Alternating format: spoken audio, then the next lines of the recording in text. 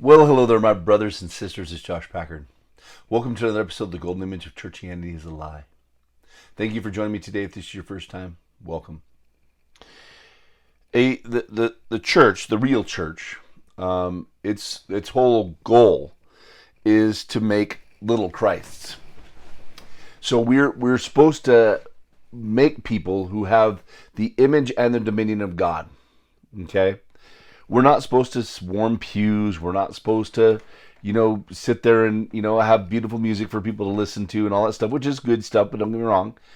But this is not the goal. The goal of the actual church is to make mini Christs, or, I shouldn't say mini Christs, like mini, because we are to grow people to the fullness of the stature of Christ. That's what we're for. All of our programs and institutions and everything that we do not accomplish that at all. They're exactly the opposite of that, keeping people babies, preventing them from taking their authority.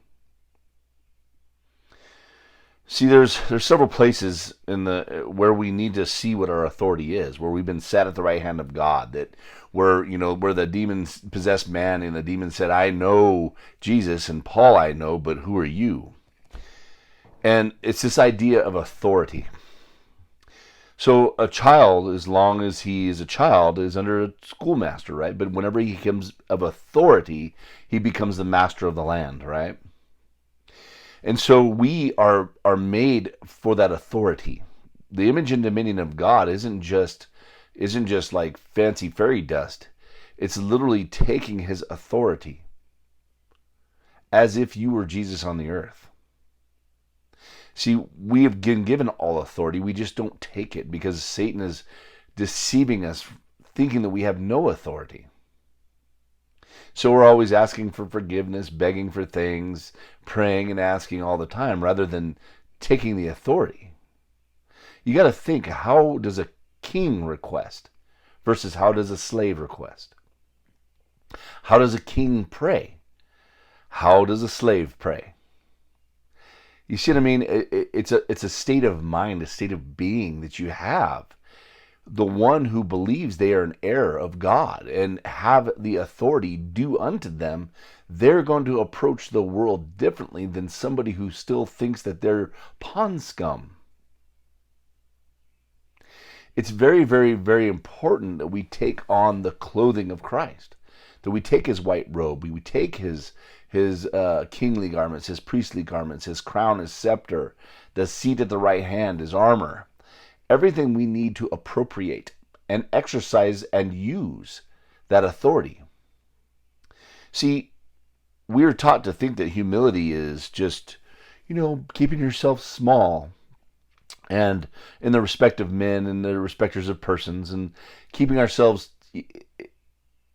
Our humility is small, right? Making us small. But if your humility is to God, you need to reign as a king in life.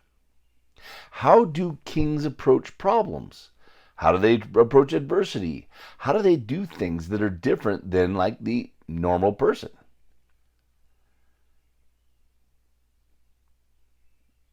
See, the kings and priests on this earth, the people of this world won't recognize because they don't know Christ.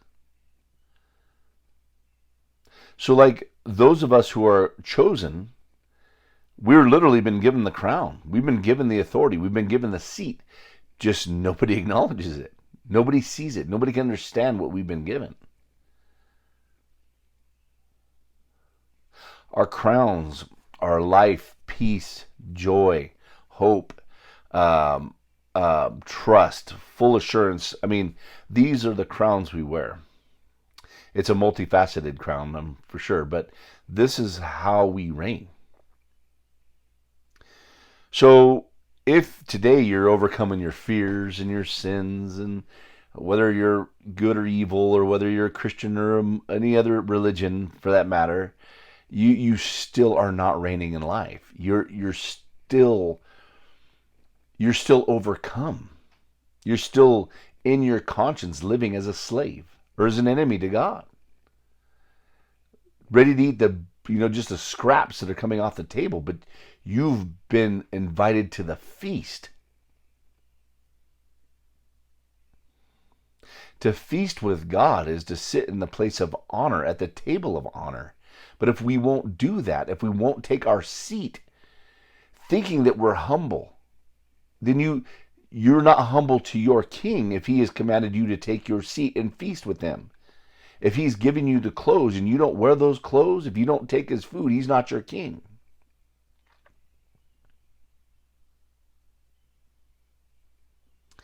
You know, if you think back to Meshach, Shadrach, and Abednego, whenever they wouldn't eat the king's dainties, right? Daniel, they wouldn't eat his food. And they were afraid lest he found out because he might kill them, or the slave man, because that's an act of disobedience, rebellion. And we know that for a fact because they said they will serve God. They don't want to eat the other food because that food is not what. By eating of that food, they declare their submissiveness and their obedience to an earthly king. And so as we eat our food every day, and our guilt and our shame and our, and these are the things which cause us to employ effort unto goodness, to be good, or to be Christian, or to be whatever religion you are. You've taken the rotten food, the poisoned food, and it's just a matter of time before you die and have the consequence of that rotten food. Conversely, the food we eat from Jesus is full confidence, full assurance, belonging, taking our place, reigning.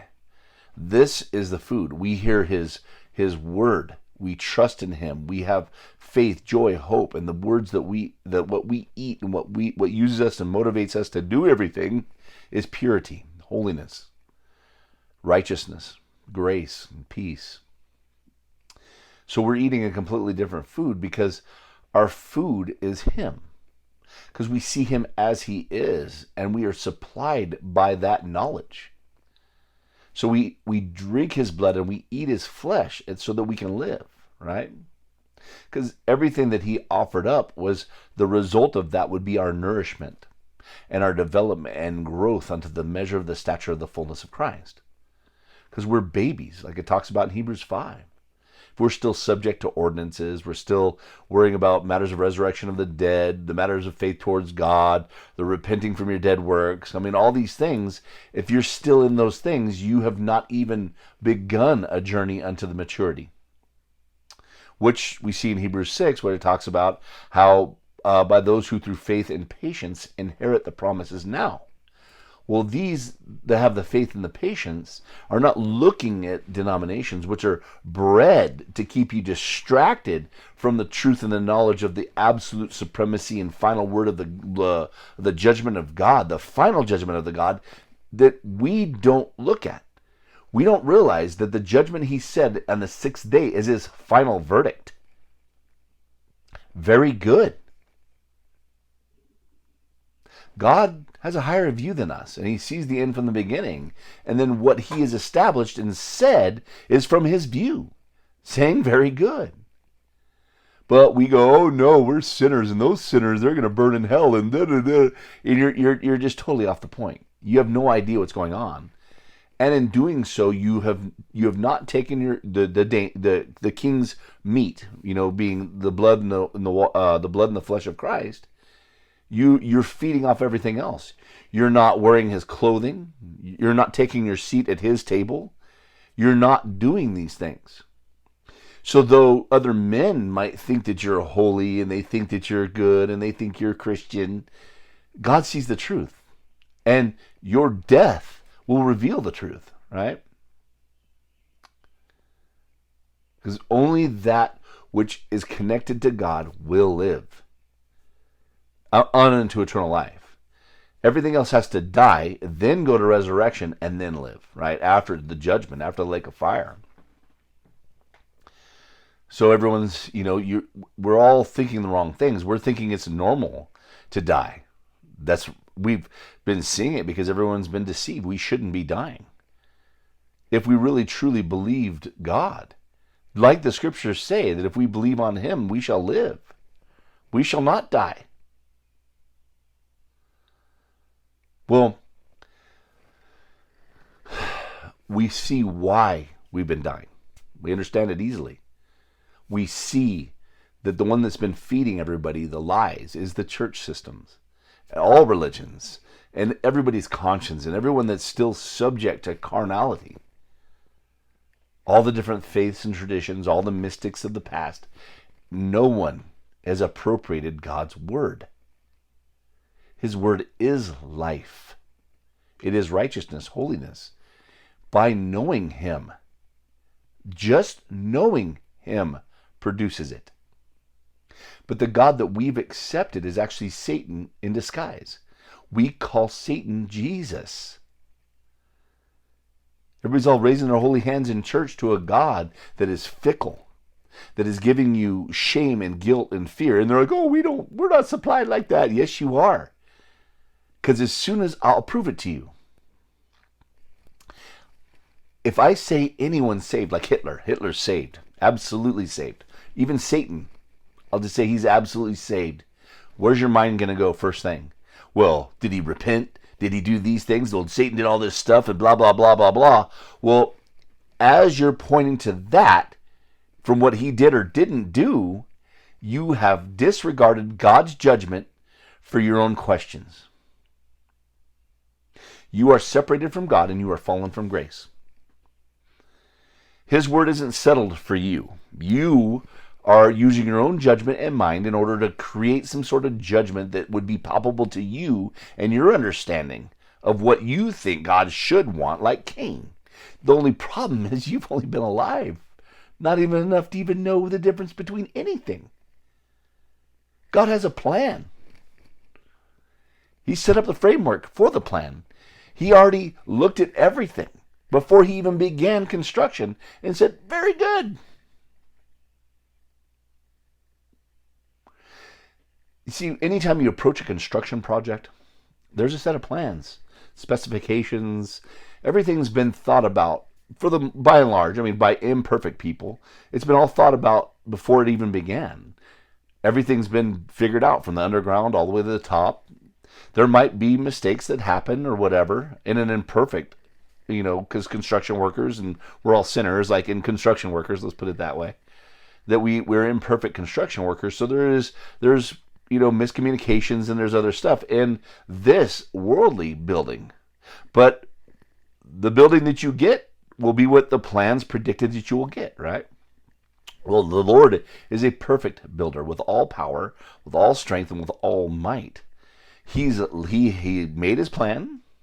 He's the one that worked out the construction of it, using all of us people, but because of his wisdom and his mercy and his grace and the power of his love, he is going to have what he is commanded, right? Whatever he set forth to make, he will have. And whatever it's going to be is going to be very good, including you. So even by you're calling yourself a sinner or judging other people, we don't have to like them and we don't have to be around them. And I'm absolutely for the death penalty. I'm for absolutely destroying people like pedophiles and things like that. Remove them from them. God will sort them out later. They're so sick we don't need them in our population. Trust me. I see all this stuff. I'll push the button right now. But the thing is that God's eternal plan is all going to work out. These people will be punished. They will be corrected according to God's own will and way and according to his timing. Whatever bad has happened and been perpetrated on another, God will make right. Everything is right. We're in the middle of it. Okay, and I'm not saying this where you have to agree or disagree with it. I'm saying this to just so you can go, relax. Everything in your life and everything you are and your children and everything else is going according to plan. We might not like it in our preferences, but in the reality of the thing is that you will not be lost in the end. You are not disappointing God. You're not falling short. He's making you into his beautiful creation, which will be the New Jerusalem and the bride of Christ. No matter what you look like. It says that Satan is cast down into the lake of fire where the beast and the false prophet are. The beast and the false prophet are made up of people. Okay? It's not just one man, right? The beast system and the false prophets, it's a system. It's all people, right? So then when we get down into the third mention of the lake of fire, it's all liars, lovers of a lie, fornicators, adulterers, whoremongers, all these things. The lovers and because we're of our father the devil. So all of us, anyone who has not been set free, anyone that is not chosen in this life will have to go to death. And they will have to go to the lake of fire for judgment. But judgment is not for destruction, it's for rehabilitation, right? To set people free, to burn away the lies. And this is what has to happen before someone can enter into eternal life. You see, everyone has this, they have everything backwards. And hell is not eternal hell. It's not this a place of eternal torment. And it is actually mercy, because there's two main schools of, there might be others, but the two main beliefs are there's eternal conscious torment, and then the other one is annihilation. Both of them are really fucked up, right? The truth of the matter is that the grave is actually a container, and it's God's mercy, so he knows right where you are when he goes to resurrect you later on, okay? So what would actually be hell would be to go into eternal life with sin still in you. The kingdom has to be changed inside of you. If you go into heaven and walk the streets of gold in the presence of God with all the angels and harps and doing all the shit you're doing, if you're in, and that's not even a correct conception. I mean, I'm just using it as a joke satirically.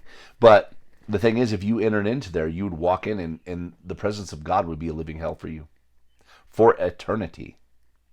That would be the eternal conscious torment that everybody's claiming that you're going to receive because you're a sinner, and that's what hell is, and that's not the truth. That's Satan has absolutely lied to you so that you would keep your mind fixated on being good or evil, right or wrong, a Christian or a Muslim or a Mormon or anything. Who gives it? I mean, and from God's perspective, he doesn't. Those are not barriers to him.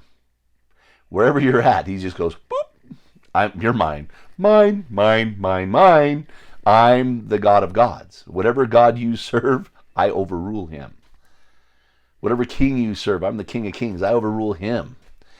Whoever, your father says something about you, I overrule your father. You've made an oath, I disannulled it or agreed with it. Whatever I say goes, not you. He's the God of gods, King of Kings, Lord of lords, the beginning and the end. You think by your being good or bad can change anything? Do you think by your unbelief you're going to undo what God has declared over you? In the first part, if you're a Christian today or any part of any religion, you don't believe God at all. Not even one little shred do you believe God. Christianity is the absolute lie and abomination. Every part of it. If you call yourself a Christian today and you subscribe to the doctrines of Christianity, you have never known the Lord. You've never met him. You don't know him. You don't agree with his word. You have no other. You're still trying to reconcile to a God who's already reconciled you. You're teaching other people to still try to get to that reconciliation whenever they're already reconciled. You're doing exactly what Satan did to Eve. Oh, you'll be like him if you eat this, right? Well, she already was like him. But because of your word, the name of the Lord is blasphemed. Because of you. The name of the Lord is his word. Jesus, Savior, salvation, Redeemer, Creator. And you've turned him into this fickle God, which is, you didn't turn him into, the fickle God tricked you into calling him God. You've put the attributes of Satan on your word for calling God. So you're in your mind's eye, when you say Jesus, the picture you have of who Jesus is actually Satan. Really good guy. Does really good things. But he's pointing to your works, to whether you can believe and accept and repent and all these other things. That's what your Jesus says. When you read the scripture, that's what you take from it, because you can't even conceive of God's word standing over your ability to believe or repent or accept. Even if you never did, it doesn't change God's word. And that's for those who have faith in God alone. They have no need for this. Christ is the absolute answer. The full reconciliation in the life is him.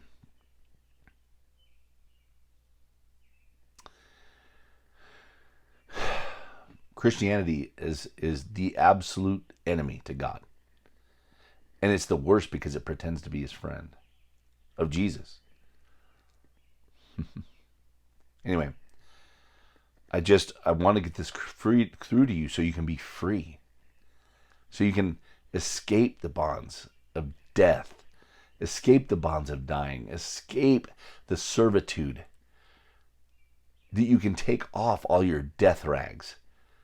You can quit eating all that moldy, rotten, worm-ridden food and take of the King's food, the blood and the flesh of Jesus. That you can wear your priestly garments, your kingly garments, take your crown and your scepter, and you sit down at the table with God, at the family table. You have to take your authority. If you don't, you cannot. The fallen angels will never be subject to you. At some point, they will be subject to us, because we come with that authority.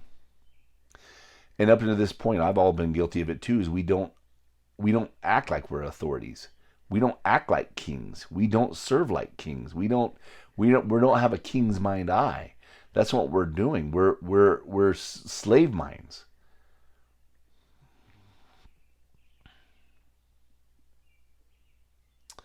Anyway, I want to get it because I did a little bit yesterday, and I was reading through Hebrews, and it really hit me right now. And it's just like so funny.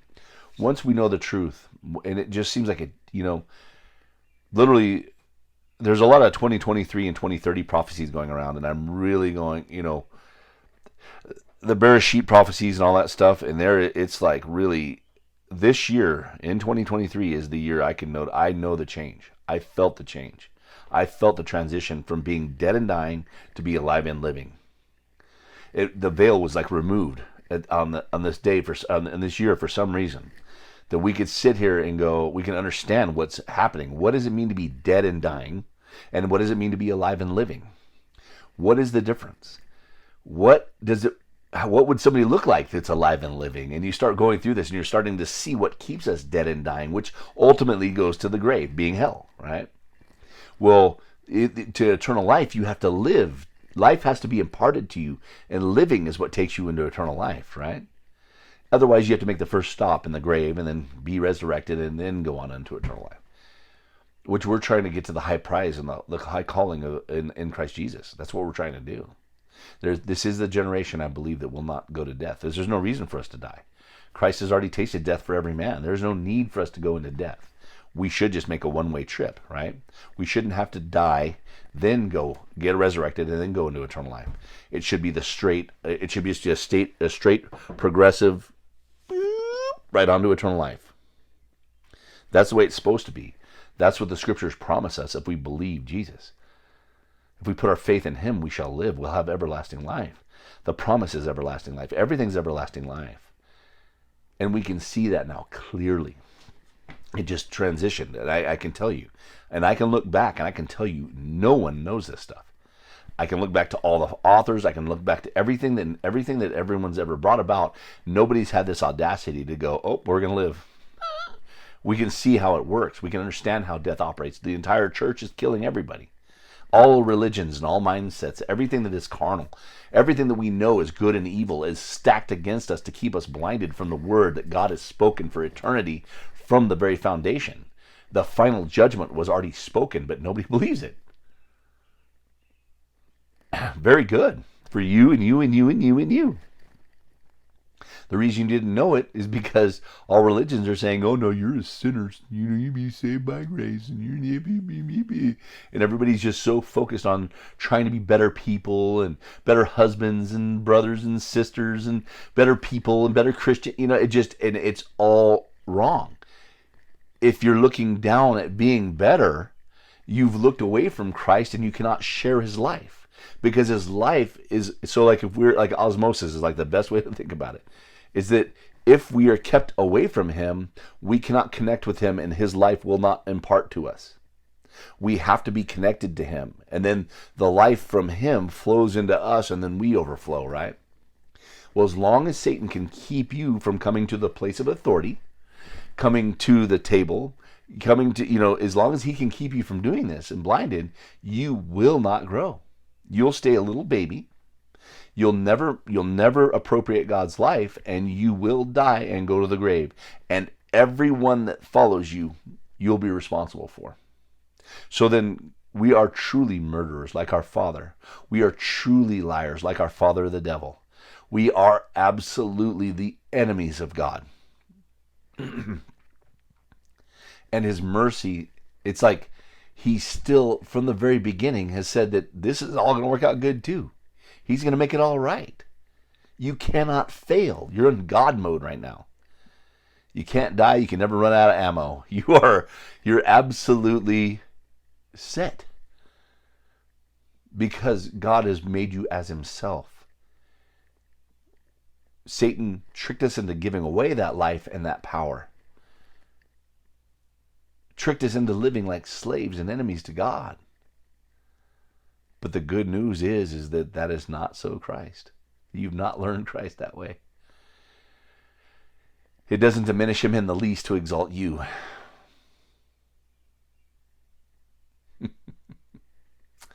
So anyways, let's get into Hebrews 1. Okay. Or 2. Well, let's end up, I want to kind of, because this mindset that the author is going on this, you got to kind of set it up. You know what? I'm just going to read 1 and 2 because I want you to see the full context and how he's setting up this statement he's going to get to. That I have always misappropriated and put on Christ alone, but not realizing that it's referring to you and I and Christ, but to you and I, which is the good news. But until the veil is lifted, you're like, you don't see. It's good news both ways, but it's even better news when you realize that it's talking about you. So let's just start in Hebrews 1:1. God, who at sundry times and in diverse manners spake in times past unto the fathers by the prophets, has in these last days spoken unto us by his Son, whom he has appointed heir of all things. What?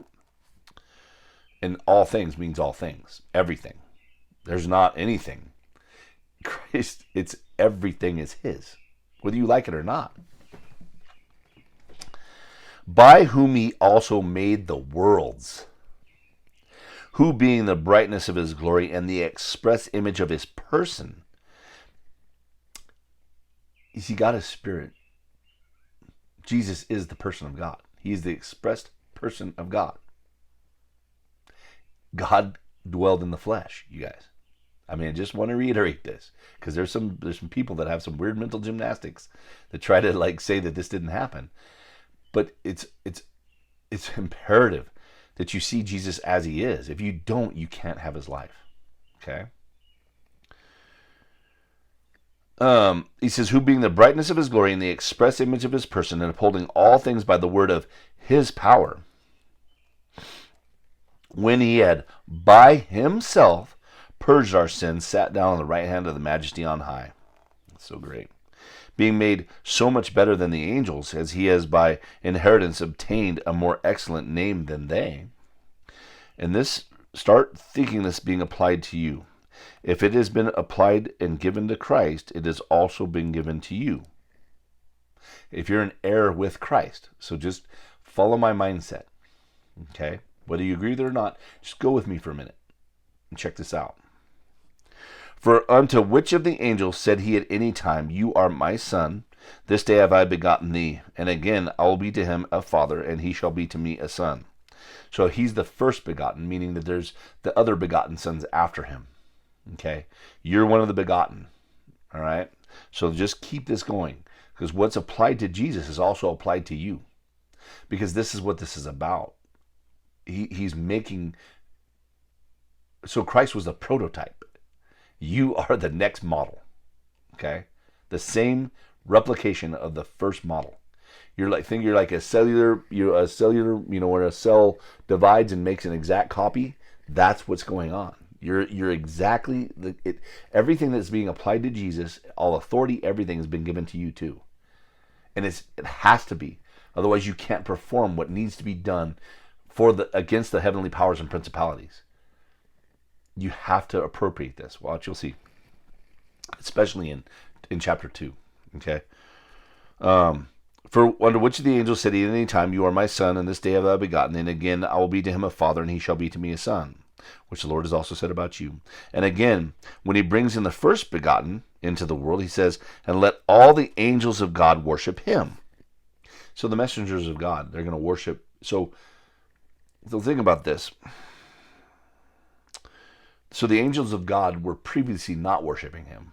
What were they worshiping? And of the angels, he says, who makes his angels spirits and his ministers a flame of fire.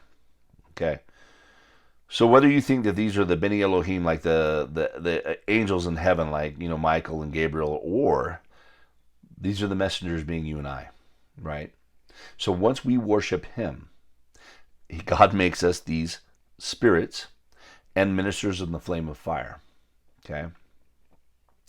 But unto the Son he says, Thy throne, O God, is forever and ever. A scepter of righteousness is the scepter of thy kingdom. The scepter of righteousness, which I think is really funny because in Revelation you're going to see him having the scepter of iron. And you're going, and it's to crush everything. And you're like, and so everybody's thinking it's like a blunt instrument to beat stuff because iron's so strong. And it is. But it's also very humble. Iron is the most common metal there is. Most kings have golden scepters and very valuable, put with precious stones. But we don't see Jesus that way, ruling that way. He's got this rod of iron. This is purely common, right? You have loved righteousness and have hated iniquity. Therefore God, even thy God, has anointed thee with the oil of gladness above thy fellows. And so as we are appropriating Christ, we love that righteousness like he does, right? And we hate iniquity. Because iniquity is what kills. Iniquity is what separates. Iniquity is the engine of everything that's horrible and nasty in the world. And until you understand that, you can't see that the church is filled with iniquity. All religions are driven and obsessed and possessed by iniquity, not realizing it. They judge each other by each other, and religion by religion, and not realizing that they're all obsessed with iniquity. It's responsible for all the evils there is. So that's why we can't live as slaves. We have to live as kings. We have to appropriate what has been given to Christ as an heir. We are co-heirs with him, and we have to appropriate it. We have to stand on that. We have to utilize it. Otherwise, the powers and principalities will not recognize our authority, which from the very beginning, this is what we've been commanded to do, is to take that authority, to have dominion over the earth. It's like we're simping. You know what I mean? Anyway. And thou, Lord, in the beginning hast laid the foundation of the earth, and the heavens are the works of thine hands. They shall perish, but you remain. And they shall wax old as does a garment. And as a vesture you shall fold them up, and they shall be changed. But you are the same, and thy years shall not fail. So this is very interesting, because this is, again, it goes back. So if Christ is the express image, and God has never changed, that he is always the same, we honor him in going, oh my God, this has always been done. We've been fooled. We've been utterly tricked. We honor him. And that we go, whoop, and we don't eat anything else. We don't wear anybody else's clothes. We don't carry around any other banner. We have ascended unto our King because we see him as he is. We understand his protocol. We live under his program. It's like whenever the Queen of Sheba came to Solomon, and she was really blown away, because it talked about like how his temple was built, how the kingdom was set up, how his servants were dressed, and how they were ordered and everything. Well, that's really cool, because you should look at that, because the way your servants are attending and under order shows the wisdom of the king.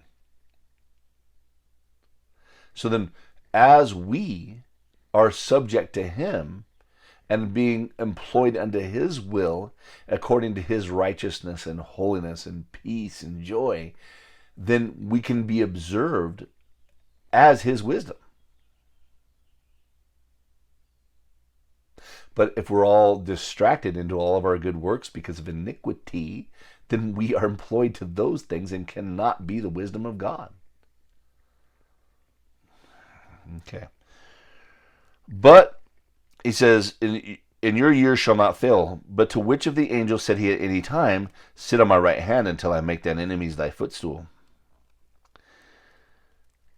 And at one point in our conscience, we were the enemies, but now he's making them our footstool too, because we are co-heirs with Christ.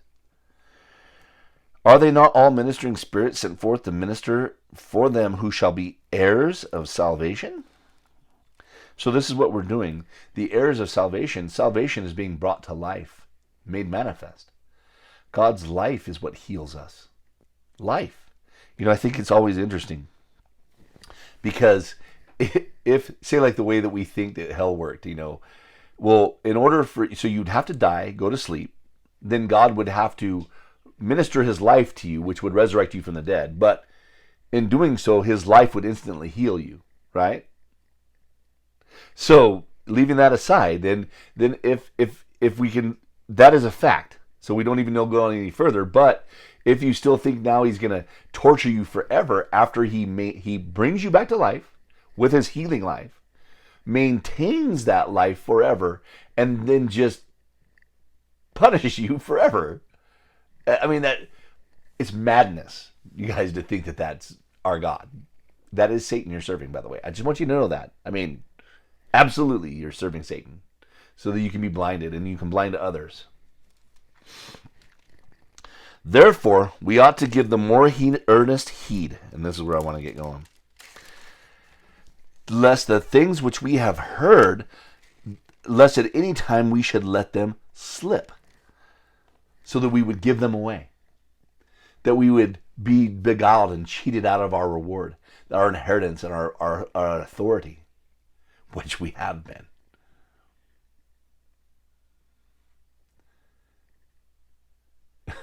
It's just so, the level of deception is like mind-boggling when you see it.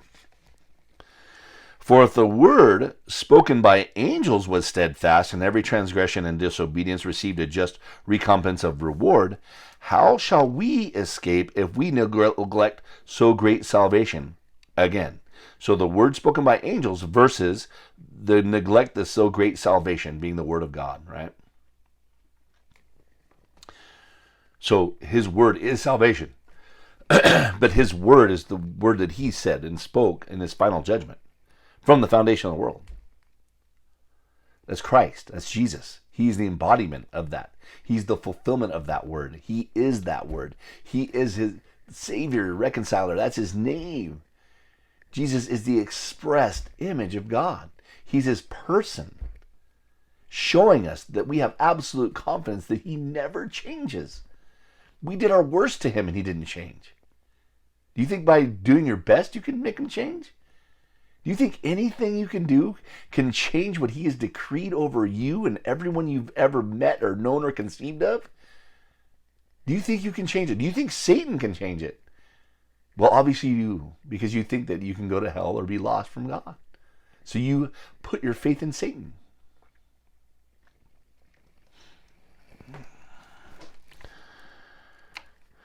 So how shall we escape if we neglect so great salvation, which at the first began to be spoken by the Lord? What? And was confirmed unto us by them that heard him.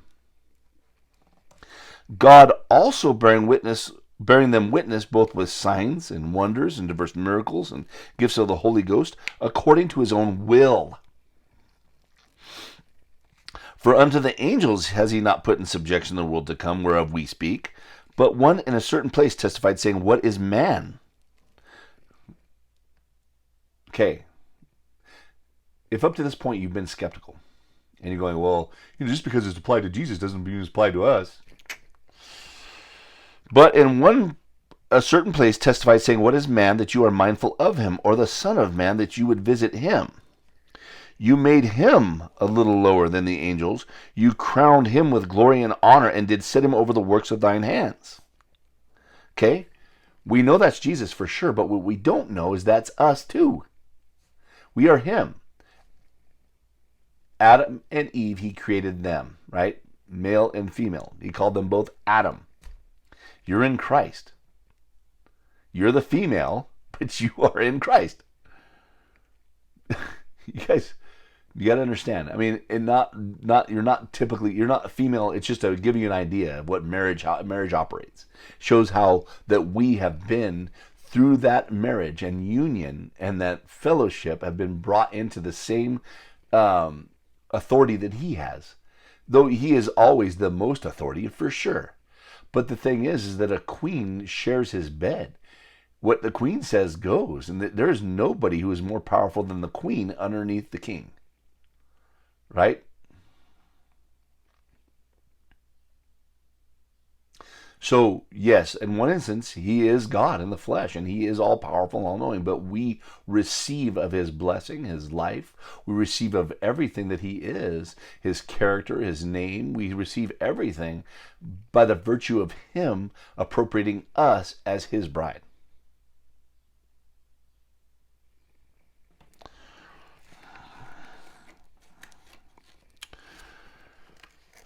You have put all things in subjection under his feet. And if you're going, that's Jesus. Well, true. But what did he make Adam and Eve for? Was for them to have dominion over everything. So then what has happened is we gave up that image and dominion, which is the truth and the power of his word. We gave that all up because Satan tricked us. But now we've received it back. For in that he put all in subjection under him, he left nothing that is not put under him. But now we see not yet all things put under him. So that we know that, okay, back then, we know that we don't see it yet. But now we see it. All things have been put underneath him. Because we don't see it with our natural eyes, but by our spiritual eyes, we do see it. And if it's been put under him, it's under us by the virtue of our relationship with him. We have to assume our authority. We have to take it. We have to stand in authority on the earth. It is not normal to die. Dying is the evidence of lack of faith in God. So all your efforts at Christianity have kept you away from God.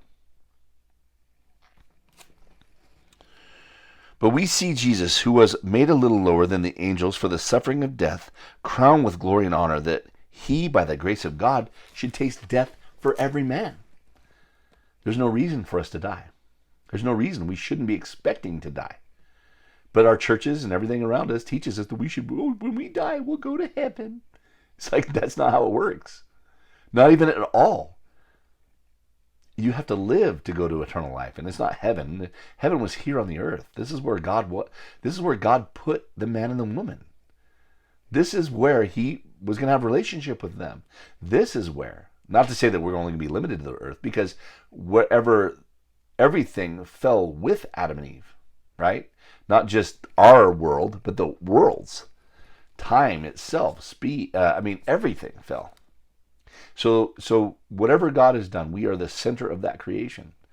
And then when we reign and when we take our position and God gives us his life, then we can tend the field, right? That we can supply, that we can take his life and overspread everything with it and bring everything into resurrection, regeneration, all of creation. I mean, the funny thing about it, whenever I think about it is, and I know it sounds kind of crazy, but when I think about regeneration, what does a rock look like alive? Because we only see the world from the position and from the experience of being dead and dying. We're dead and dying, and the world is dead and dying. But not only would we look like alive and living, right, in the truest sense, in the full reconciliation to God, right? What would we look like alive and living, and what would the world look like? I mean, literally, rocks, water. What does living water look like? Living trees, living rocks. And the rock is what, because I always hear, if he kept his mouth shut, that the rocks would exclaim, right?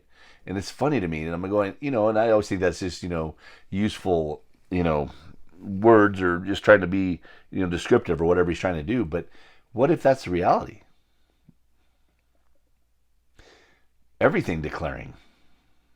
Weird. I mean, I know that's kind of a far out there thought, but imagine, what is a world alive and living? The things that we think are dead and inanimate, are they still going to be dead and inanimate? Anyway, it's just interesting stuff.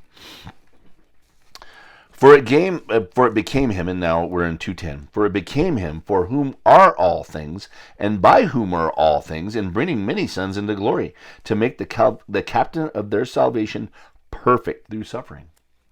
So the captain of our salvation is our salvation is being brought to life. If he was brought to life, we're being brought to life. If he overcame death, we're overcoming death. He is the captain of our salvation, meaning the first one and the ruler of it. So then if we really follow him and trust him and see him as he is, for both he that sanctifies and they who are sanctified are all one, of one. We need to appropriate the very thing that Christ has appropriated. We have to appropriate it ourselves. We can't conceive of it yet, and it's through revelation. But this is where we're going, guys.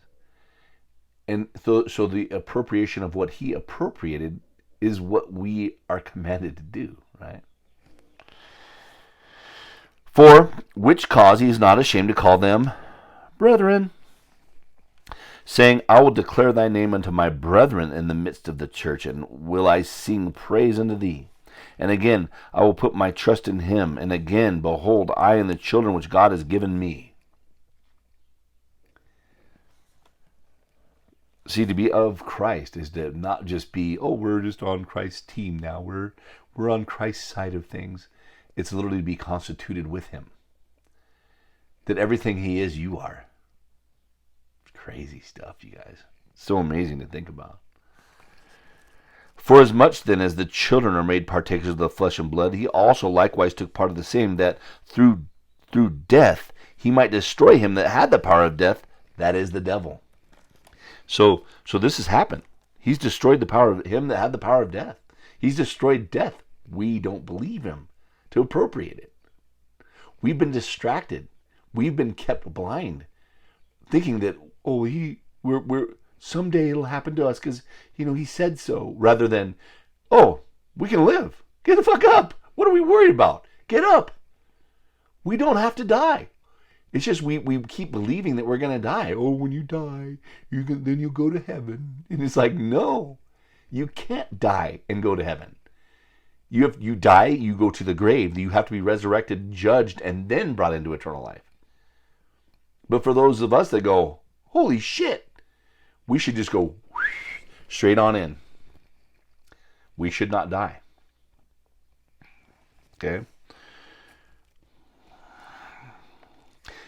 And he says, so that he might destroy him that had the power of death, that is the devil, and deliver them who through the fear of death were all their lifetime subject to bondage.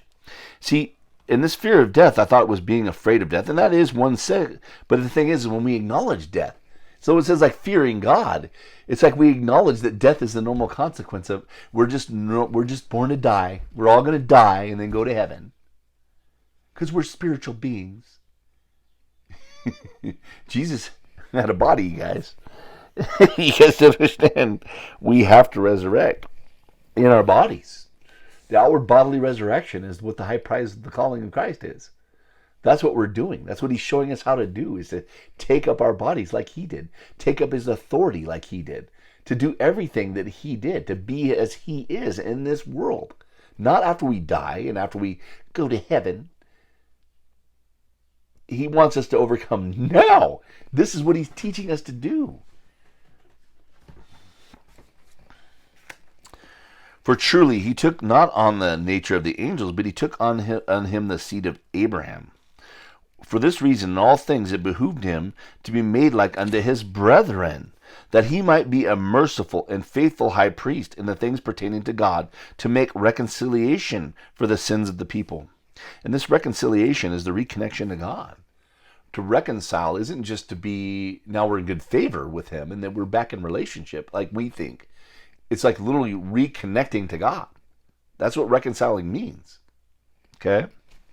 For in that he himself has suffered being tempted, he is able to succor them that are tempted. Okay, we're going on to 3 because I can't leave us here. Shoot.